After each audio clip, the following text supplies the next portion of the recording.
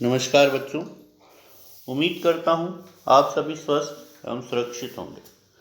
हमने अपनी पिछली कक्षा में हमारी पाठ्यपुस्तक क्षितिज भाग 2 के अंतर्गत काव्यकांड के पाठ 5 सूर्यकांत त्रिपाठी निराला द्वारा रचित उत्साह कविता पर हमने चर्चा की थी, जिसके अंतर्गत हमने कविता के सार एवं पहले पद का भावार्थ करते हुए हम आगे की ओर बढ़े थे।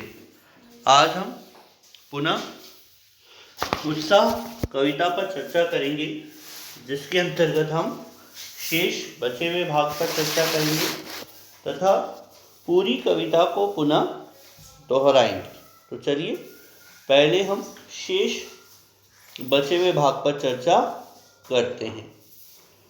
विकल विकल उन्मन थे उन्मन, विश्व के निधाग के सकल जन, आए अज्ञात दिशा से अनंत के घन, तप्त धरा जल से फिर शीतल कर दो बादल गरजो।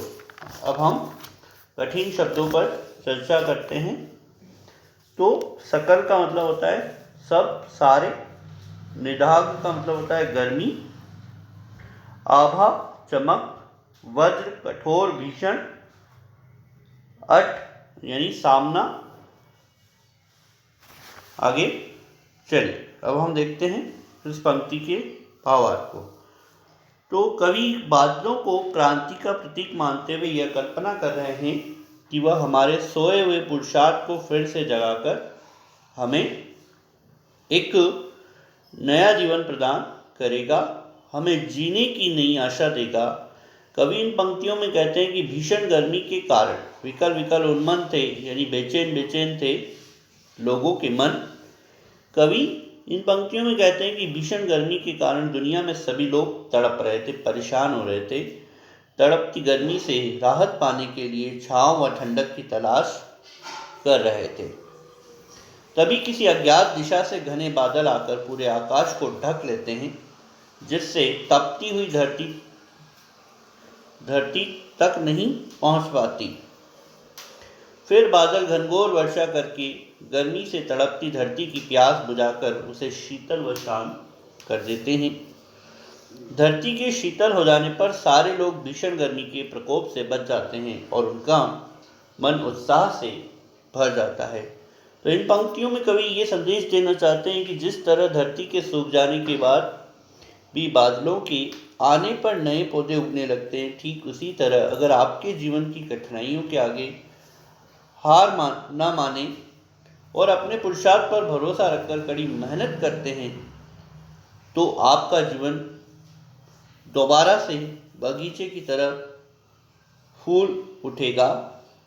इसलिए हमें अपने जीने की इच्छा को कभी मरने नहीं देना चाहिए और पूरे उत्साह से जीवन जीने की कोशिश करनी चाहिए। तो हमने अपनी पूरी कविता का भावार्थ किया। अब हम प्रारंभ से शुरू करते हैं और अंत तक एक साथ इस पूरी कविता के भावार्थ को समझेंगे। बादल गरजो घेर घेर, घोर गगन धराधर हो, ललित ललित काले घुंघराले बाल कल्पना के से पाले, विद्युत छवि और में कवि नीवन नव जीवन वाले, वज्र छिपा नूतन कविता फिर भर दो बादल गरजो। विकल विकल उन्मन थे उन्मन, विश्व के निधाग सकल जन, आए अज्ञात दिशा से अनंत के घन, तप्त धरा जल से फिर शीतल कर दो बादल गरजो। अब हम इसके सारे कठिन शब्दों पर पुनः चर्चा करते हैं। धराधर का मतलब होता है बादल, यानी बादल का पर्यायवाची है धराधर। उन्मन का मतलब होता है कहीं मन ना टिकने की स्थिति, यानी अनमना। निधाग गर्मी, सकल सब सारे, आभा चमक, वज्र का मतलब होता है कठोर या भीषण, अट का मतलब होता है सामना, पाठ पाठ का मतलब होता है जगह जगह। आगे चलिए पूरी कविता के सार पर हम पहले चर्चा करते हैं। तो कवि सूर्यकांत त्रिपाठी निराला ने दुखी व संघर्षों से भरा जीवन जीने वाले विस्तृत सारोकार के कवि थे और उन्होंने अपनी उत्साह कविता के अंतर्गत यह बताने का प्रयास किया है कि उत्साह कविता निराला जी की वैसे सबसे पसंदीदा कविता है, क्योंकि इसका विषय बादल है और वो बादल पर रचित है।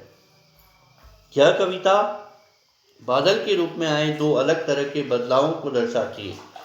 इस कविता के माध्यम से निराला जी ने जीवन को एक अलग दिशा देने एवं अपना विश्वास खो चुके लोगों को प्रेरणा देने का प्रयास किया है। कवि बादलों के आने के जिक्र के जरिए जीवन से निराश व हताश लोगों को यह उम्मीद देना चाहते हैं कि चाहे जो कुछ हो, लेकिन अपने जीवन में भी खुशहाली जरूर लौटेगी और आपके अच्छे दिन आएंगे।